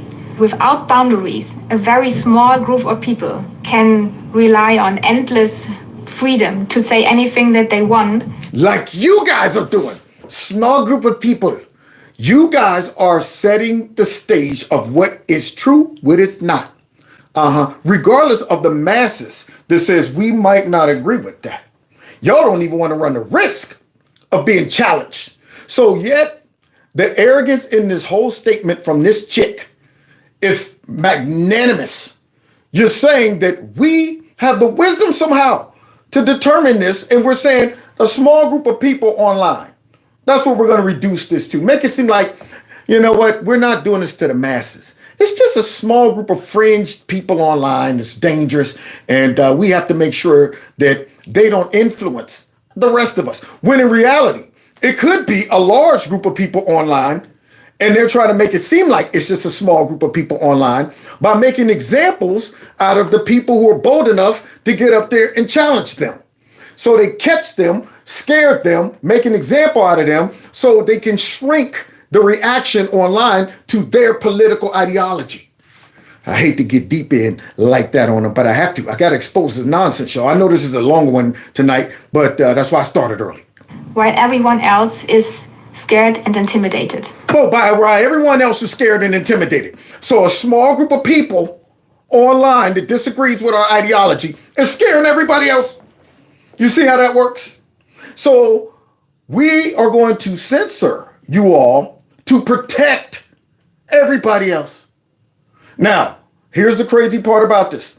Stupid leftist liberals will okay this and support it as long as they think it is going after the people they've been brainwashed to think that are their enemies. They will sit back and say, darn right, they shouldn't have the right to say these things, and will walk themselves right into tyranny. And this is what these elitists are banking on.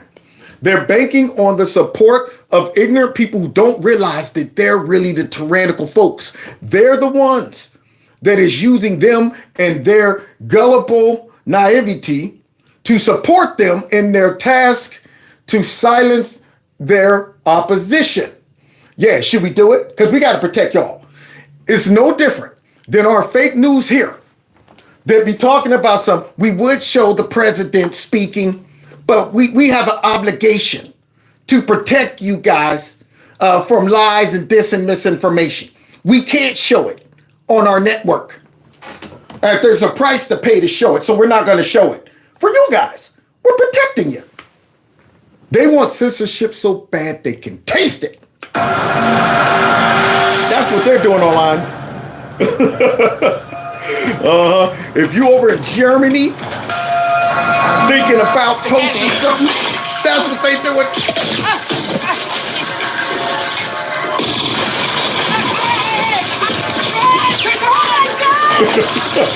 Bruce, just take Danny and go. Just run. That's right. Yeah, we might have to offer some asylum to those in Europe that can't pray, don't have freedom of speech. Like, dude, man, I need asylum. I'm being persecuted by my dang on government. I'm sitting here saying, you know what, obesity is a problem. Maybe people shouldn't celebrate obesity and maybe get on a couple crunches and lay off the carbs a bit. They're coming for me? America, I need some asylum. I need some asylum. Those are real people who need some asylum right about now because they're going door to door over in Europe. But yet they're mad at J.D. Vance. They're mad at him for saying it. Hush up, boy. Oh, man, I forgot to put the title in here. So wait, here we go. We're going to end with this, y'all. So now, that wonderful speech that J.D. Vance went overseas and laid out with all these wonderful examples of why he said it, to justify it, instead of our American media saying, yeah, we've been noticing that and all of that, watch this, they're mad at J.D. Vance. They're saying he offended our allies and stuff like that. They didn't question the legitimacy of all of these examples he gave. And watch this sellout right here. To a lot of these allies of the United States, like they were being described as adversaries or autocrats. It was really the focus here, two things. One of them was migration, and the second was what Vice President Vance calls censorship. See, now you got to understand, our liberal media over here and Democrats are programmed to do and support everything opposite of Trump, even if it is forsaking our fundamental American values that we hold dear. Freedom of speech over here. So she got to try to find a way to make freedom of speech look bad. Because J.D. Vance, this a part of the Trump administration, went over there and called them out in Europe for backsliding. So what does she do? Okay, now how can I make what J.D. Vance say look bad? How can I make freedom of speech look bad just to make Trump and J.D. Vance look bad? he was trying to bring that MAGA message of the enemy within to the global stage. Yeah, good. They and need it. specifically, he says that European leaders aren't showing that they have strong democracies when they sideline controversial groups. He went out of his way to meet with the head of the AfD. Here we go. That's a Watch political party that's under investigation in Germany. Why? Why is it a political party that's under investigation? Because it's a threat to the power? It's because the political elitists says that party is a threat to us, therefore they're dangerous and they're spreading hate and the right-wing conspiracies and stuff. Because it's so far right and for potentially conducting extremism. And he mentioned... Whatever that is. You see? And we're supposed to be supporting the Democrats. We're supposed to be supporting European countries that's the way they're operating. They're far right. They're extremist ideas of maybe perhaps making sure that our country doesn't get invaded by illegal immigrants. That's extreme. Stuff like that. In that car ramming in Munich recently conducted by an Afghan migrant as an example of what he says is out of control migration. What he says is out of control migration. It is. And he says that's proof you've got to bring immigration skeptics into the government. Points that everybody here is buzzing about is Vice President Vance's speech to the Munich Security Conference. They don't like it. It was so sharp and strident in its criticism. The truth, the cut to the bone. It needed to be sharp. He went in his bag and brought out the Ginsu. Hey, you think he was out there, just slicing? No, he went deep. He went deep. He went in, twisted it around, brought it up, zigzagged it, and made them feel it. And you could tell by the way they responded. I love it. One of the greatest speeches of all times. European failure, in his words, to live up to their democratic ideals. He at one point referred to Europeans as commissars, claimed that they were throttling the free speech rights of Europeans. Not at all what the people here were expecting from an American vice president. Good, because it's a new day. It's a new day. It's a new day. That's right. Y'all were expecting a politician. Y'all were expecting him to come over there and say, everything you guys are doing is great, and we all need to stay the course and continue fighting against Putin. And he went over there and was like, nah, y'all suck. Y'all need to get it together. I heard some people compare it to the speech that Vladimir Putin made back in 2007. Here we go. Right to Putin. Very strident declaration of Russia's interest, assertion of a new role in the world. Some people heard Vance's speech here in that same way as a challenge to Europe, and one that was, for some Europeans, quite upsetting. Yep, to the ones that are guilty of it. Yeah, a challenge to Europe. Get your crap together. We see what y'all are doing. That's what it was.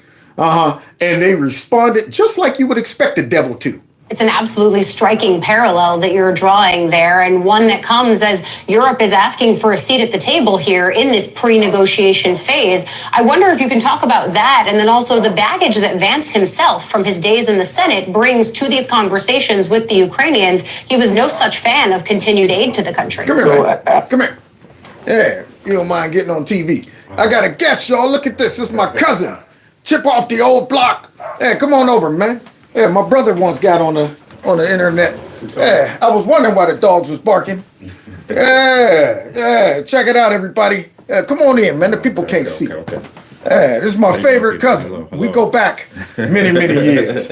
I got him by a couple years. So that's why the dogs act quite a few. Hey man, one day I'm gonna have you as a guest, man. We do a team up show. All right. Sound like a plan. Yeah, it sound like a plan. Hey, you see the wall of pain? I like it. You like the wall of pain? Absolutely. Yeah, that's what it's there for. And that ain't even all of them. I got a couple more that's in the bag and all over the place. Right. I got John Wick style going on in here, just in case something go down. Yep. Anyway, man, that's good stuff. Hey, do me a favor though. Let the dogs out so they can run around because they're gonna go crazy. Yeah, no, just let them run around the house. Yeah. All right, cool. Yeah, that's my cuz, y'all. It's my man. All right, so let's continue here because we're gonna go ahead and wrap up. All right, here we go. Ali, Europeans are frightened by Vladimir Putin. They see a big, threatening army to their east. They see Ukraine valiantly standing up to Putin, and they're worried about the future. They're worried about the future. They're worried that if the United States abandons them to Russia, that they simply don't have the firepower to enforce a durable peace. Oh, they don't have the firepower to enforce a durable peace, but yet they're talking about the U.S. and us challenging their values, their democratic values and stuff like that. Maybe they need to shut up. Maybe they need to go ahead and say, you know what? Maybe we should take in consideration what J.D. Vance is saying instead of getting up there talking reckless and then saying, but can you help us? Can you help us? You got some more money for us? So I heard today from a number of Europeans on stage and off concern about is America still really ready to back us up if we go into peace negotiations? Is America going to be there as a guarantor? I think that there's a feeling that this war is in a stalemate, that it's gone on for a terrible, bloody 3 years. I don't hear anybody saying it's not time for negotiations to see if you can get a settlement. But again and again, Europeans say if it's not a just settlement, it won't last, and it certainly won't protect the security of Europe. Bam! So now, here they are, relying on us again, but yet criticizing us for criticizing them.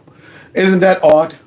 And they're sitting back, it's relying on the U.S. and us and that, and that we should be at the negotiating table for what? Have y'all been dropping all the money? Huh? We've been paying all of that money. We don't even know where it's all going. We don't even know where it's all, this stuff is missing. And yet y'all want to come to the table and negotiate and stuff like that, but y'all ain't putting enough money in. So how about we go ahead and negotiate it? Or y'all are welcome to do it all on your own. Go ahead and implement all of your tyranny, all of your censorship, just like that. And then call it democracy and go ahead and defend that border of Ukraine all by yourselves. Since y'all that we're defending democracy and our values and stuff like that, censoring our own people, and that we need the United States to help us. Well, y'all got to sit there and listen to us tell y'all that we recognize what y'all doing over there is not really spreading democracy. So shut your mouths. And once we finish negotiating this, then we'll let y'all know what we've concluded. So here we go, y'all, as we conclude, because now that same fake news lady, she had the nerve to question J.D. Vance's motives over there and flipped the script and said that it's freedom of speech. This started World War II. Normal air. Rick, briefly expand on that, because I know you spent a lot of time in Europe and you know this. Are some of these countries in the midst of the perfect storm to continue pushing to the right? What do you see? Look, the immigration issue is one that the far right has carefully exploited in Europe, and I will tell you, the flood of immigration into Europe in the post-Middle East moment has led to opportunities for the far right they would not have had under other circumstances. That's right.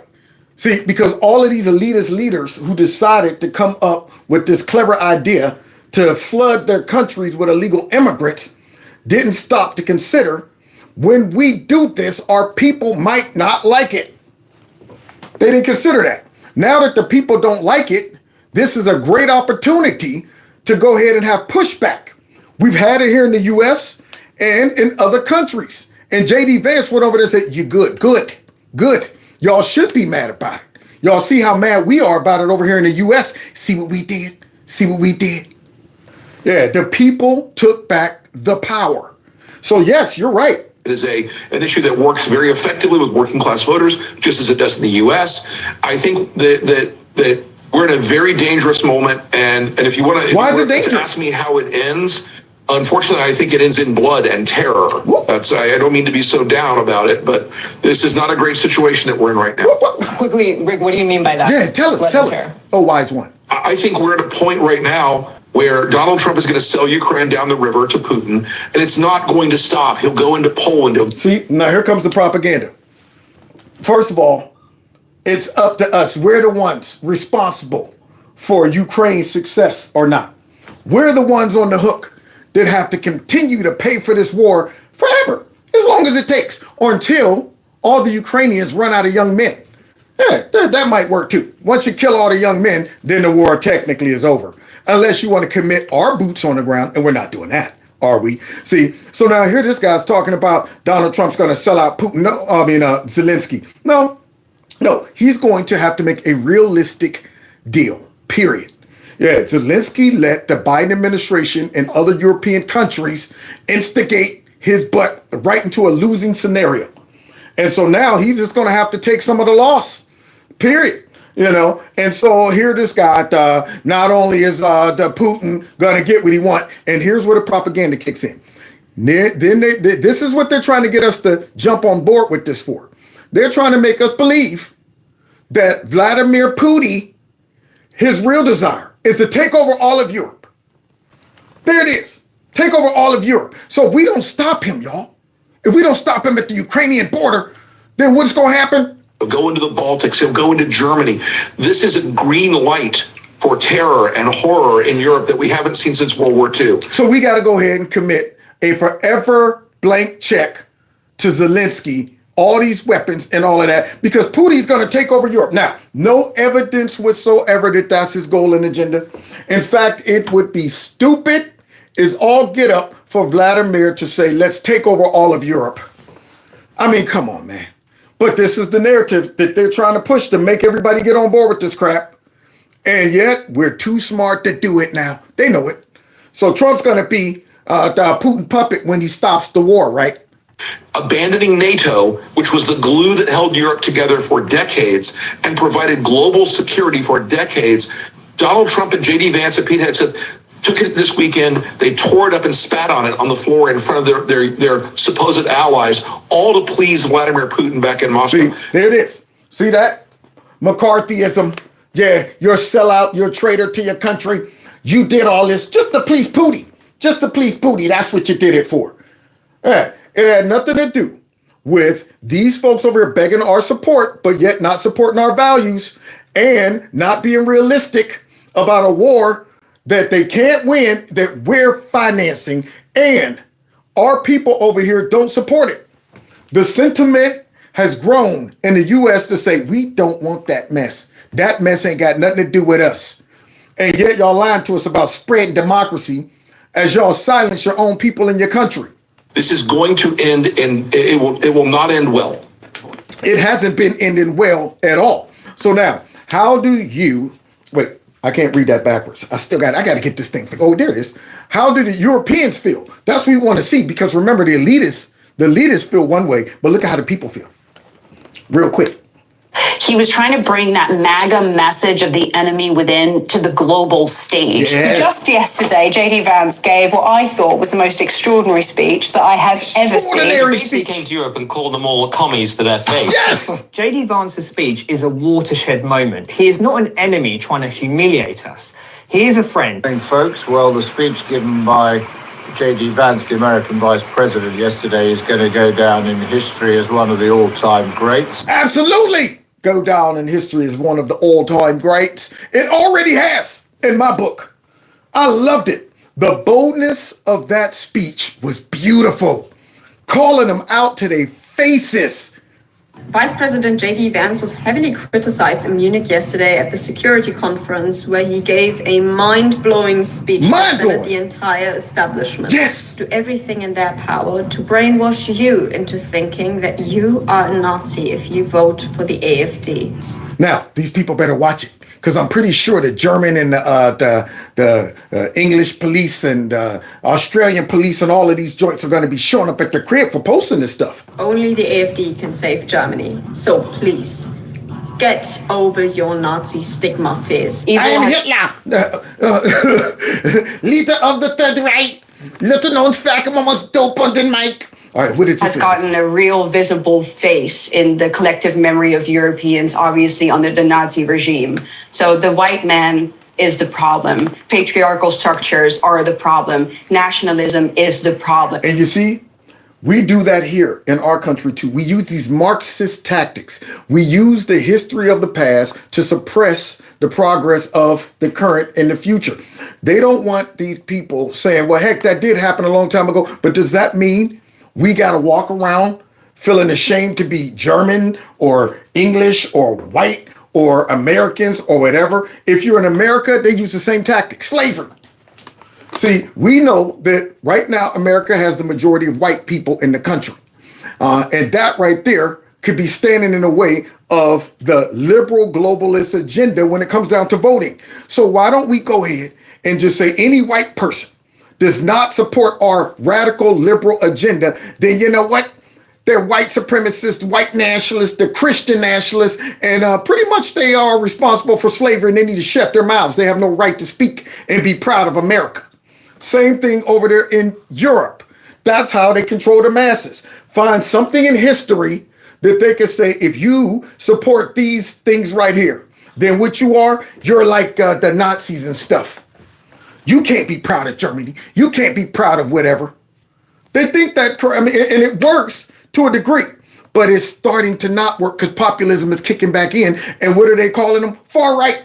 Far right.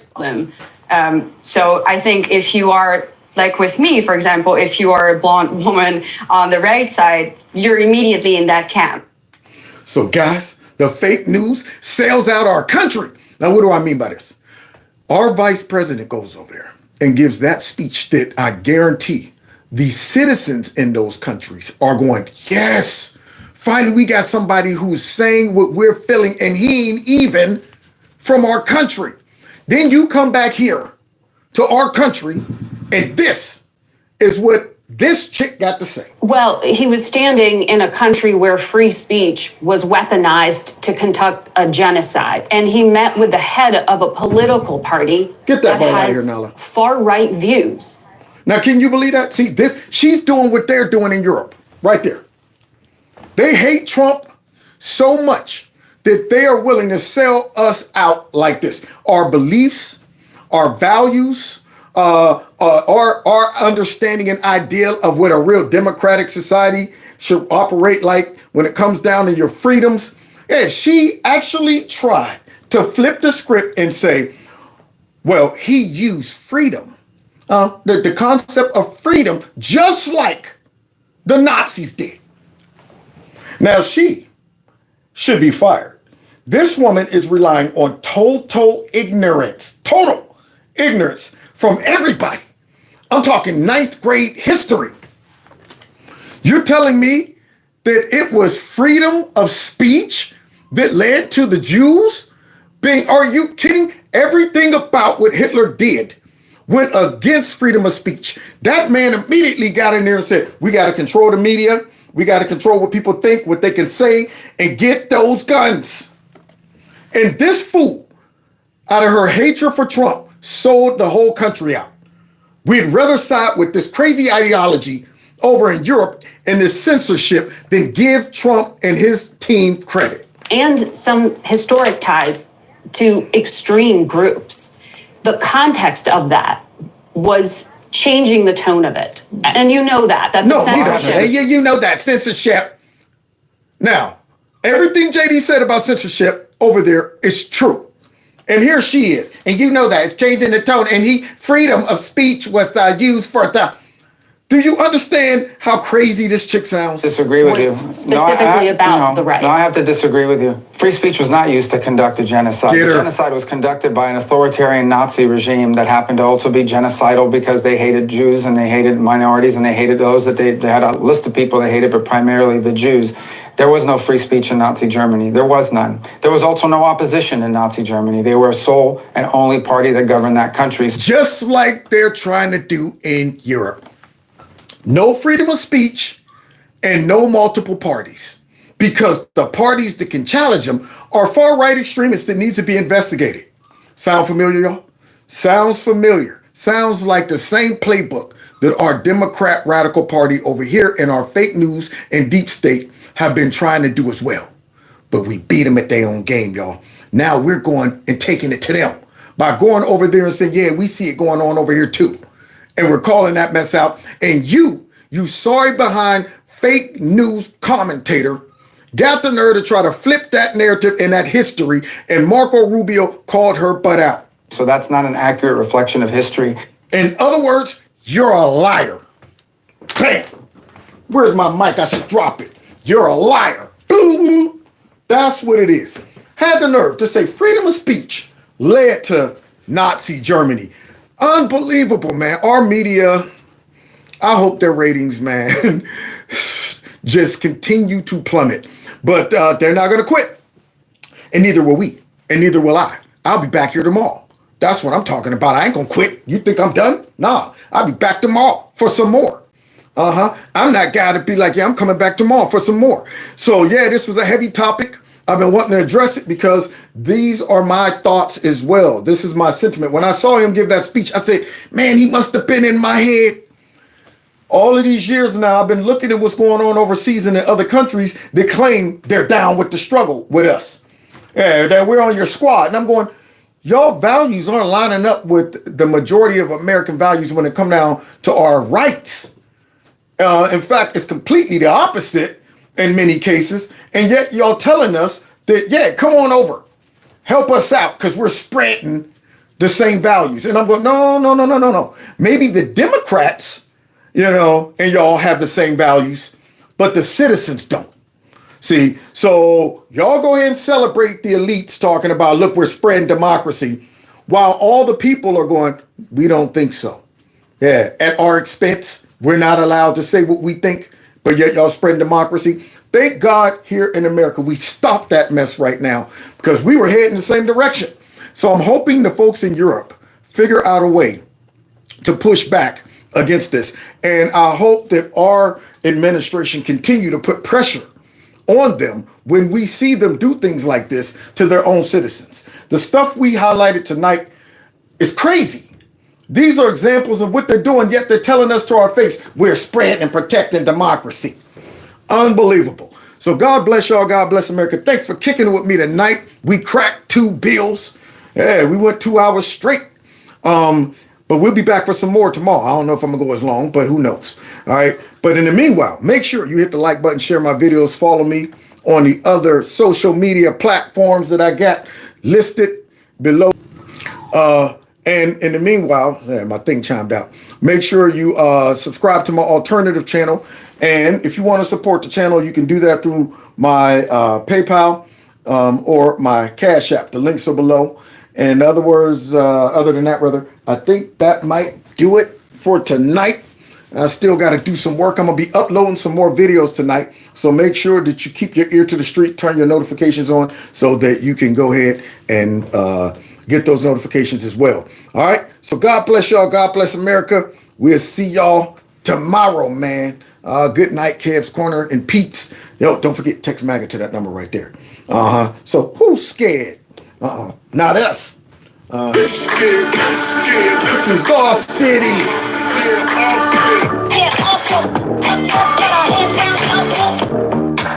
I know you see the goons. I know you see the apes. I know you see the way we tear up the place. Yeah.